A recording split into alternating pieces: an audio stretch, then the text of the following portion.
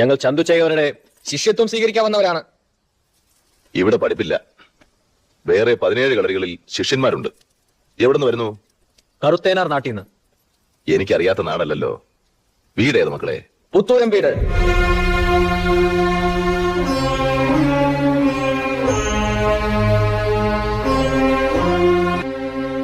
പുത്തൂരം വീട്ടിൽ ഞാൻ ആരോമൽ ചേകവരുടെ മകൻ കണ്ണപ്പുണ്ണി. അമ്മയുടെ പേര് പറയുന്നതാവും എളുപ്പം.